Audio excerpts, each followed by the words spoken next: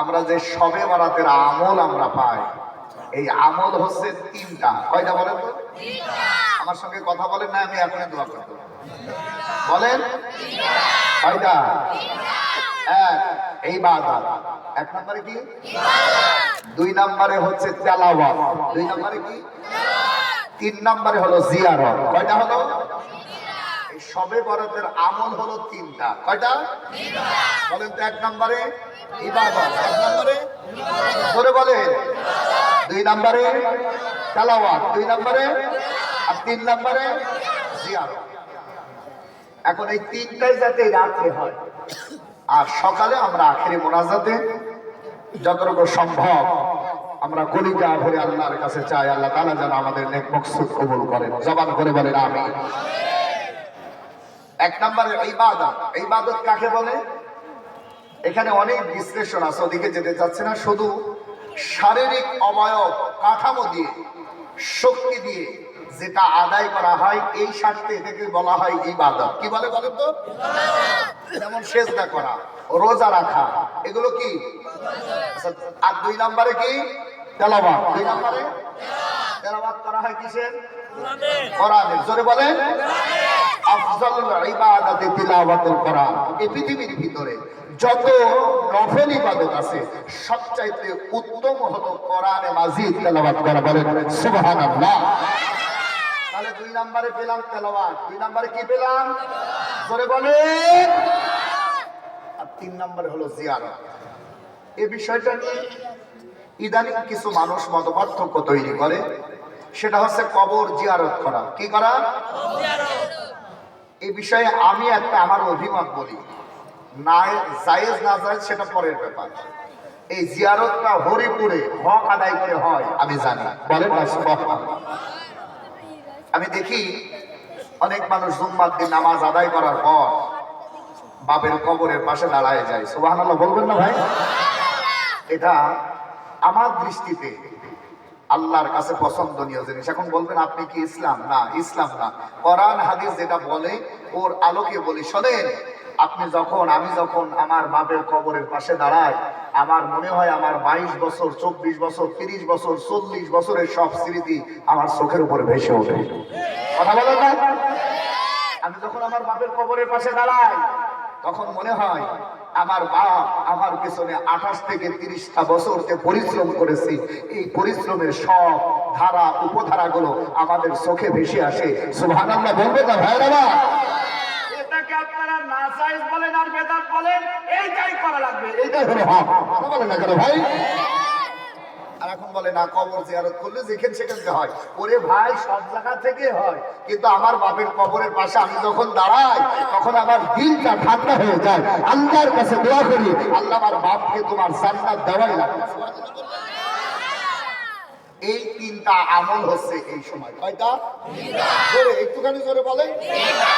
এক নম্বরে কি পেলাম? ইবাদত। জোরে বলেন, এক নম্বরে কি? তাহলে আমরা আধা ঘন্টা তেলাওয়াত করব। তেলাওয়াত মানে কোরআন সম্পর্কে কিছু জানা। কত ঘন্টা? আপনাদের গিয়ার যদি ভালো চলে তাহলে 1 ঘন্টাও হতে পারে। আর যদি মনে হয় যে না, ভালো লাগছে না, তাহলে আমি আধা ঘন্টা করার নিয়ত করছি। তাহলে এক নম্বরে আমরা করলাম ইবাদত। আমি এরপরে আমরা ব্যক্তিগত কিছু আমল করব। কবুল করবেন কে? আল্লাহ। চাওয়া লাগবে কার কাছে? আল্লাহর কাছে। আমার ভাইরা, এই জন্য এই তিনটা আমল এই রাতে আমরা যাতে বেশি করে করতে পারি, আমরা বলি আমিন। আলহামদুলিল্লাহ, আলহামদুলিল্লাহিল আকরামাল্লাযী খালাকাল ইনসানা ওয়া কাররাম মিনাল বায়ান মা লাম ইয়ালাম ফাসুবহানাল্লাযী লা ইহসা ইমতিনানুহু বিল্লিসানি ওয়ালা বিলকলাম। মামা কোন যান? আধা ঘন্টা লাগে, ছুটি নেই তো? না, আমরা চলে গেলে তো লোক থাকবে না, আমার চেহারা থাকবে। আচ্ছা, ঠিক আছে। ونشهد أن لا إله إلا الله وأن محمدا عبد الله ورسوله الذي أرسله بالحق بشيرا ونذيرا وداعيا إلى الله بإذنه وسراجا وقمرا منيرا فقد قال الله تعالى في شان حبيبه وسلطانه العظيم زبان খুলে পড়ে না কবির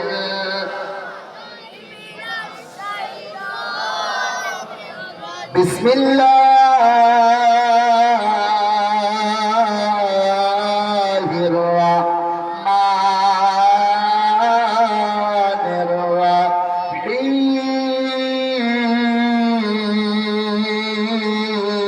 الرحيم إنا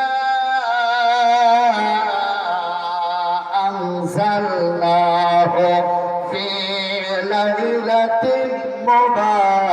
مباركة زبان খুলে বলেন আল্লাহু আকবার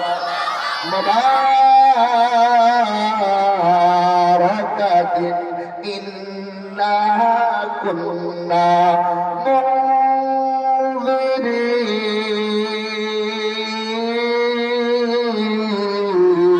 মুনযিরিন সাদাকাল্লাহুল আলিয়্যুল আযীম وقال رسول الله صلى الله عليه وسلم المسلم من سلم المسلمون من لسان ويده ورواه الترمذي وقال الله تعالى إن الله وملائكته يصلون على النبي يا أيها الذين آمنوا صلوا عليه وسلموا تسليما اللهم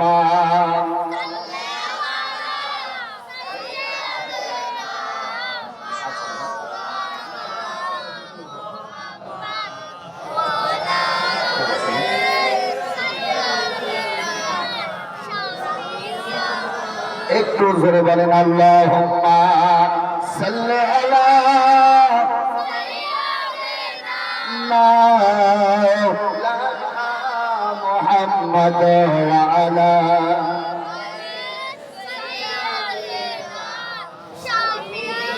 ও রহমান তুমি আমার রহম করো ও দয়াবান তুমি আমার দয়া করো জবান খুলে বলেন আল্লাহু আকবার সব অভাব পূরণ করেন কি আল্লাহ বলেন এই বিশ্বাস আছে আমাদের অভাব পূরণ করেন কে এই জন্য জবান খুলে আমার ভাইরা এই যারা দাঁড়িয়ে আছেন আপনাদের আজ শেষ শেষে বক্তব্য কিছু হওয়া লাগবে না হয় একটু বসেন আর নাই চলে যান আমি এমনি যত নরমে পারা যায় করবান এমনি আমার দোষ হইল হুজুর খালি রাজনীতির কথা বলে আমি চিন্তা করছি সব বাদ দিয়ে একটু নরমে নরমে কথা বলবো কিন্তু মটকা গরম করেন না সবাই বসেন নাই চলে যান এত আয়োজন করেও যদি আপনারা না বসে তাহলে আগামীতে এই জায়গায় মুক্তি মমতাজের নিয়ে আসবে কথা বলেন না কেন না ওই দিকে যত মানুষ ঘোরাফেরা করছে তো এরা যদি একটু বসতো ভালো লাগতো না এই যে নতুন একটা কমিটি আপনাদের এত টাকা পয়সা খরচ করে এত আয়োজন করেছে অনেকে চার দোকানে বিআই নিয়ে গল্প করছে বলেন সুবহানাল্লাহ তাহলে এটা করার দরকার কি বলেন আহমেদ মামা আসেন বাবা আসেন মামা আসেন আল্লাহর কাছে দোয়া করি বলেন আমাদের অভাব পূরণ করে কে আল্লাহ একটু গিয়ার বাড়াই দেন তো বলেন কে আমার সঙ্গে আল্লাহর কাছে চাইতে হবে আমাদের মনের সব ঐকান্তিক বাসনা পূরণ করে একজন আমার আল্লাহ আমার রব জোরে বলেন ঠিক কিনা ভাইরা যদিও মানুষ এখন বোঝে না, বিভিন্ন আগলা বাবা, পাগলা বাবা, ন্যাংটা বাবা, তরিকা বাবা, শিকল বাবা, খিচুড়ি বাবা, ওর কাছে যে হুবড়ি খেয়ে পড়ে, আসলে কি ওরা কোনো কিছু পূরণ করার ক্ষমতা রাখে? বলেন বলেন। আরে যে বাপের কাছে যে সেজদা করো, ওই বাপ কয় নাম্বার ছিল জীবনী পড়ে দেখো, আমার মনে হয় ও 2 নাম্বার, তা না হলে ওর সেজদা কোনো মানুষ করতে পারে না। বলেন আমাদের অভাব পূরণ করেন কে? আল্লাহর কাছে যখন যেভাবে চাবেন পূরণ করার ক্ষমতা আল্লাহর মনে হয় একটু পাওয়ার কমে গেছে। বলেন বলেন। অথচ আমি জানি এই হরিপুরে এমন কোন দল নেই যে এই হরিপুরে নেই। যত শয়তানি দল হরিপুর আছে। এই কথা বলছেন নাকি? নাই নাই নাই। একটুখানি 4-5 জন এক জায়গায় নিয়ে বসে আছে শিকল বাবা, শিকল বাবা, দড়ি বাবা, আগলা বাবা, পাগলা বাবা, ন্যাংটা বাবা, এ মনে হয় নেই কত বস্তা বাবা আছে। এই কথা বলেন না কেন? এখন সব বাবার শেষ, আমরা চাই শুধু কার কাছে? বলেন মানুষ মানুষের অভাব পূরণ করতে পারে না। কথা বলেন না কেন? আমি একটা গল্প প্রায় জায়গায় বলে থাকি, এটা বলে আমি শুরু করবো আমার ভাইরা। উত্তরবঙ্গের একজন বক্তা আছে, বগুড়ায় বাড়ি, নাম হলো বজলুর রশিদ। সব পাকা, সব কি, কিন্তু রসালো হুজুর। কি হুজুর? এর সঙ্গে আমার মাহফিল ছিল, আমার ঘটনাটা খুব ভালো মনে হয় মাঝে মাঝে বলি যে হুজুরের সঙ্গে আমার এক জায়গায় মাহফিল, পাবনা। তো এক ভক্ত এসে হাতের ভিতরে 500 টাকা দিয়ে, সরে আসেন বাবা, হাতের ভিতরে 500 টাকা গুঁজে দিয়ে বলছে হুজুর দোয়া করেন, হুজুর দোয়া করেন, হুজুর দোয়া করেন। এখন হুজুর বলছে ওরে কি বলে দোয়া করবো ওইটা তো বলবা না।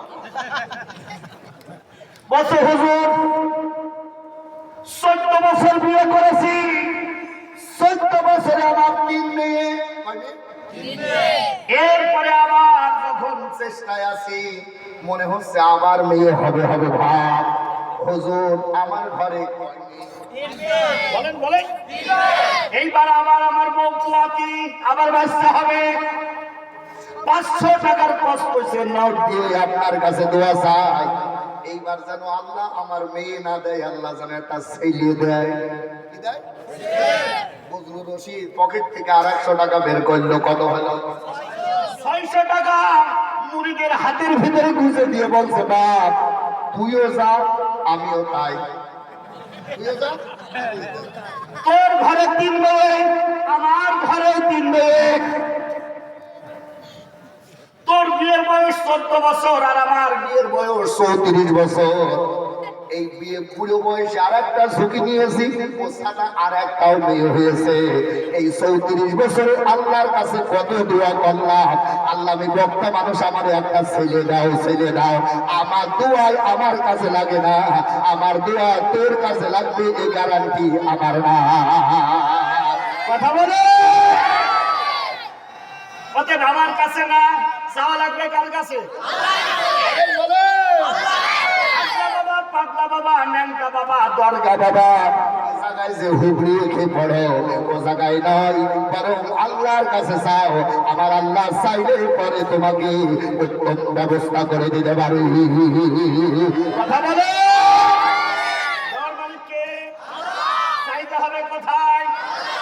সবাই আমার সঙ্গে বলেন ও রহমান তুমি আমার রহম করো, ও দয়াবান তুমি আমার দয়া করো, ও রহমান তুমি আমার, ও দয়াবান তুমি আমার দয়া করো, ও রহমান তুমি আমার রহম করো, ও দয়াবান তুমি আমার দয়া করো।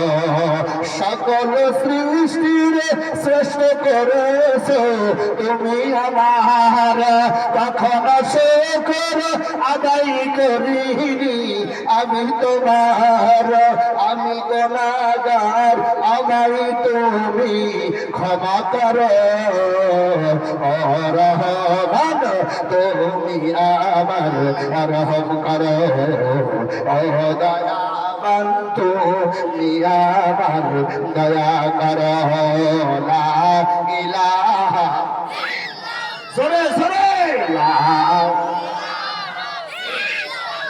একসাথে লা ইলাহা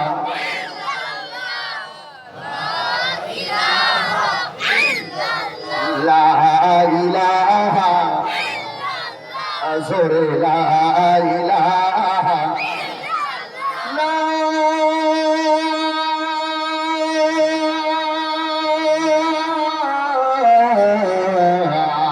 ইলাহা ইল্লাল্লাহ মুহাম্মাদুর রাসূলুল্লাহ জবান খুলে বলেন সাল্লাল্লাহু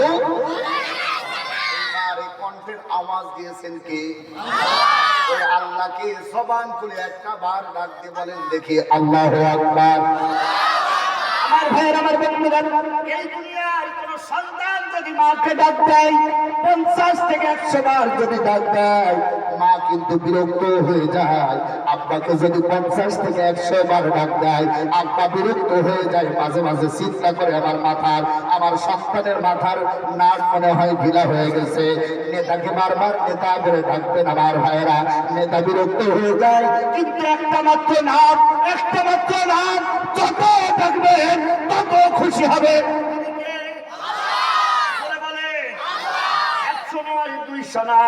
হাজার হাজার বার ডাকবেন আল্লাহ ডাকতে পারে আযকুরুনি আযকুরুকুম ওয়াশকুরুনি ওয়ালা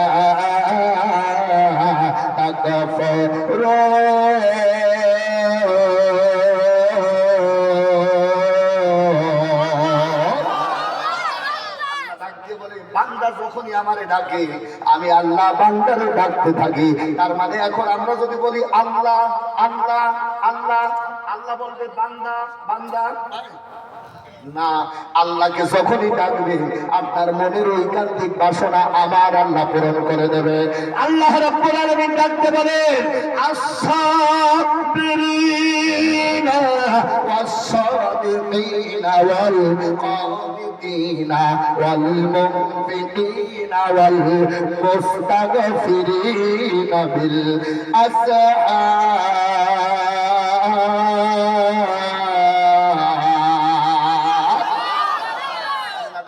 বান্দারে সবাই ঘুমায় যায় ঘুমায় নাকি আল্লাহ মুসা নবী ডাকতে বলে আল্লাহ তুমি ঘুমাও না কেন এত এত না ঘুমায় কেমনে থাকো আল্লাহ ডাকতে বলে কোন ঘুম আমাকে স্পর্শ করতে পারে না আল্লাহর বান্দারা মুসা নবী ডাকতে বলে কেন ঘুমাও না তোমার কি ঘুম আসে না আল্লাহ ডাকতে বলে বান্দারে শুনে নে এই বান্দার ঘুম এটা হলো বান্দার স্বভাব আমি যদি ঘুমাই সারাটা রাত পড়ে থাকবে আমার কোন বান্দা আমারে ডাকবে আমি বান্দারে ডাকে সারা না দিলে আমার বান্দার তো আমার জায়গা ছাড়া আমার কাছে সারা যাবার জায়গা নাই গভীর রাতে আমার বান্দা যদি আমাকে রব্বানা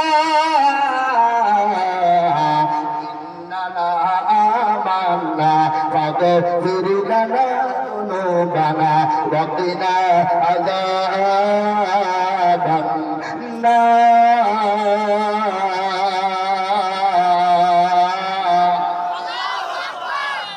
গভীর রাত্রে আমারে ডাকে আমি যদি বান্দার ডাকে সাড়া না দেই তাহলে আমার বান্দা বেজার হয়ে যাবে এই জন্য ঘুম আমার ধরে না আমি ঘুম থেকে অবশ্যই বাইরে এই জন্য বান্দারে যখন বিপদে পড়বা মানুষের উপরে মানুষের কাছে কিংবা মানুষের উপরে ভরসা করার দরকার নাই ভরসা করবার জবান খুলে বলো কার উপরে বলেন কার উপরে যত ডাকবেন আমার আল্লাহ তত বেশি খুশি হয়ে যায় বলেন সুবহানাল্লাহ আজকে পবিত্র একটা রাত সবে বলেন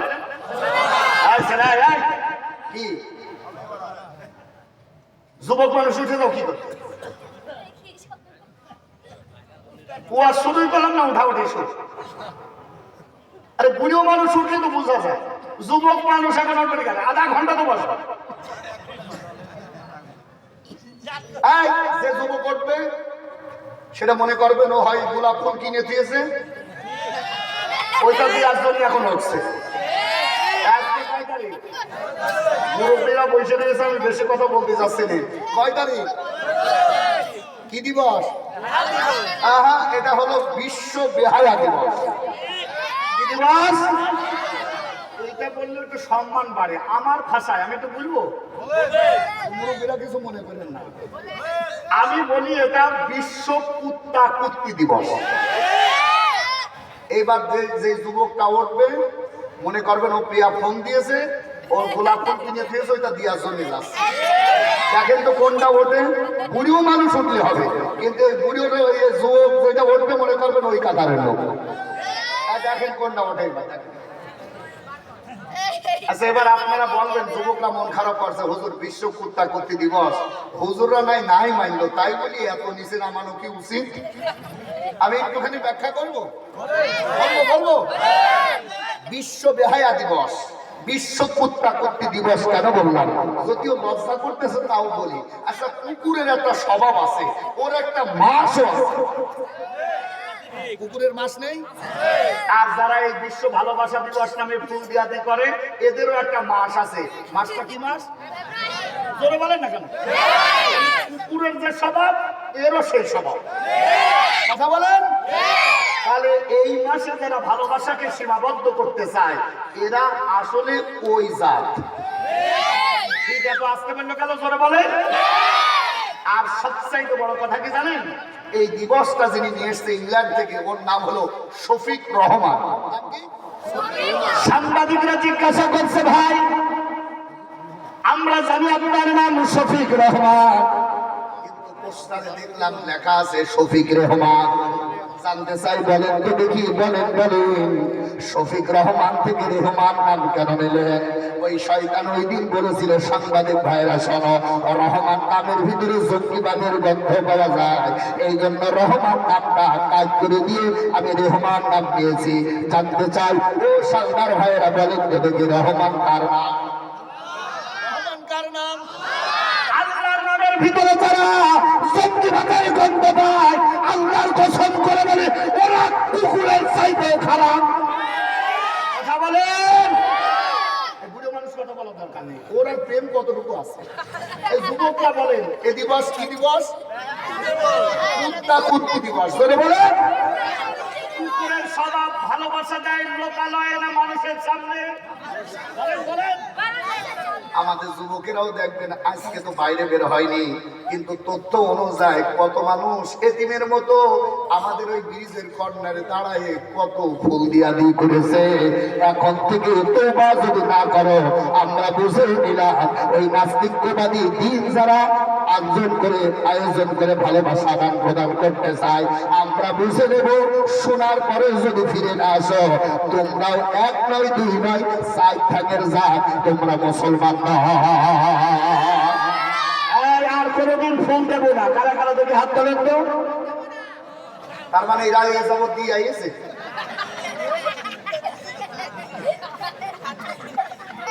এমন কি বুড়ো মানুষও ফুল কেনে না কেন? বলে বয়স হয়ে গেছে তাই কি ভালোবাসা দেবো না?